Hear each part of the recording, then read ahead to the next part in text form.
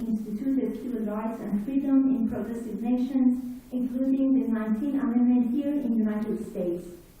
We owe so much of the underlying spirit of these achievements to the brave women who struggled not to win power, but to win humanity and morality. As a long-time activist for equality, I am in awe of the power of women and their historical achievements. At the same time, however, I am saddened and angered. Angered because after a century of relentless struggle, today women in some parts of the world still face violence, murder, torture, discrimination, and exploitation. In my homeland, Iran, women are treated as second-class citizens, both in law and in practice.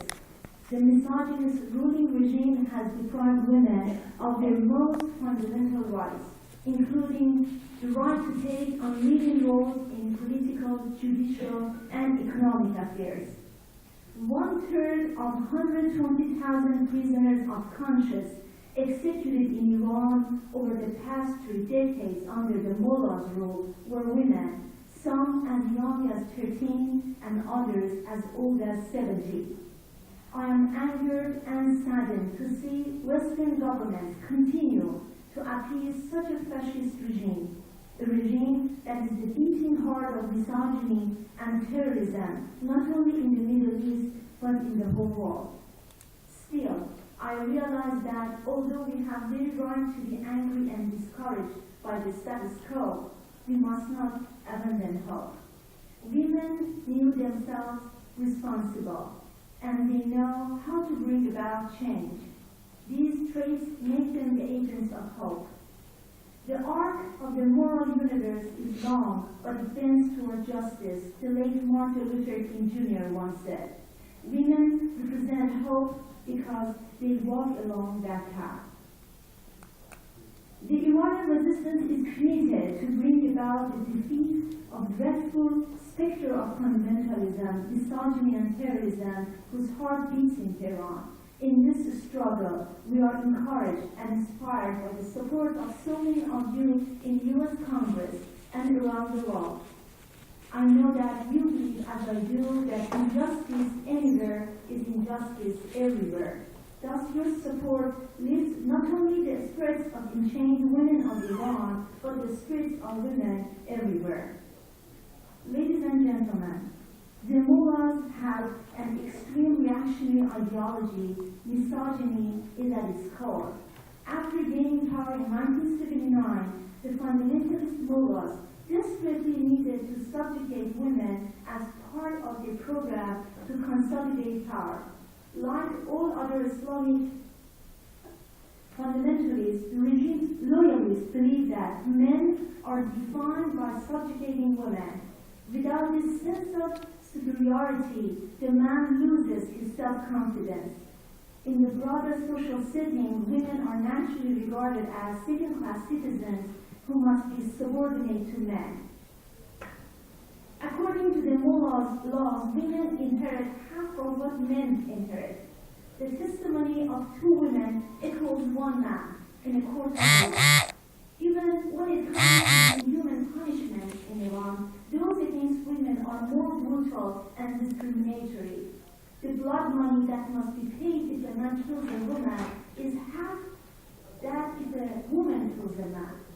The law on stoning women stipulates that men must be buried up to their chest, while women must be buried up to neck, because this makes it impossible for women to escape from the ditch in which they are put when stoned to death. That's why our movement recognizes that the key to achieving democracy in Iran lies in women's liberation. Since day one, the Iranian resistance has opposed the Tehran regime's misogyny policies. Indeed, liberty for all and women's rights have been the principal points of contention between our movement and the ruling tyrannical regime. As the NCRI President Mariam Javi has said, the emphasis on equality and women's leadership in the Iranian opposition movement is not meant to simply switch the places of men and women. It is intended to form a system of relationships rooted in freedom of choice, equality, and democracy.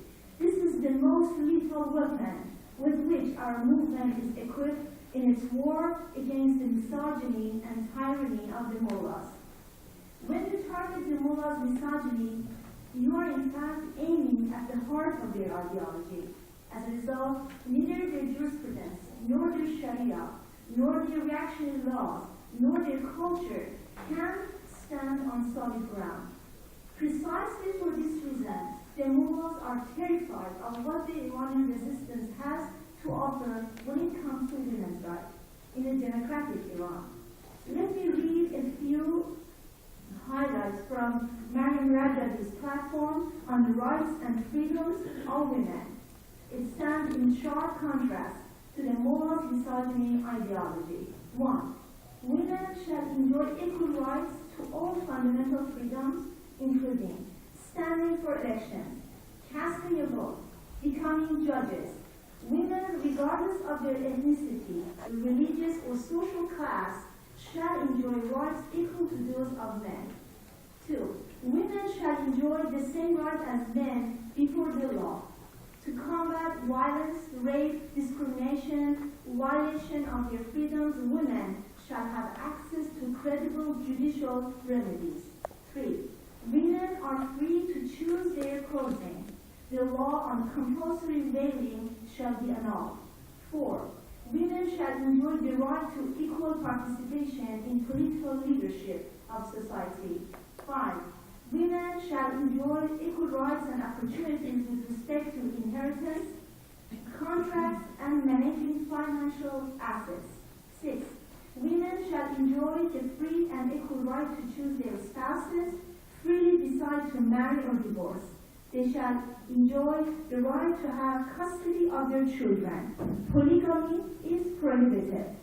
7. All forms of violence against women, intimidation, or forcibly depriving them of their freedom are considered crimes. 8. Sex trade and all forms of sexual exploitation shall be prohibited. 9. The Mullah Sharia law will have no place in Iran of tomorrow. Disgraceful and barbaric laws like stoning shall be annulled. 10. Women must have access to social welfare programs, especially retirement, unemployment, illness, and old age.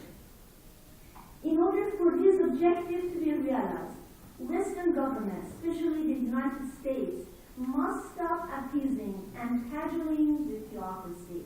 It is incumbent on Washington to take a firm stand against a regime that has no intention of reforming or giving up its nuclear program, and to stand by women and youth of Iran and their resistance for democracy. In closing, I hail the heroic women of Iran, in particular the 1,000 women in Camp Liberty. Iran's women carry on their shoulders the weight of the organized resistance against the clerical regime. I also would like to thank you all for your solidarity with the women's movement in Iran, Middle East, and all world against religious extremism. Thank you very much.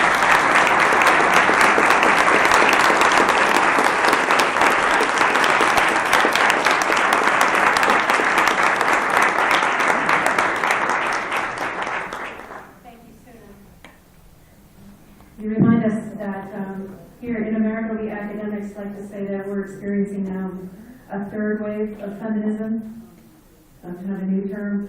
Well, listening to how women's rights and women's empowerment is really at the core of this particular resistance movement's platform for a democratic Iran, I would say that we should come up with a new term called the first wave of Middle Eastern feminism, because that's really what it is, even though you may not use that terminology. I think it really resonates with a lot of us. Thank you so much.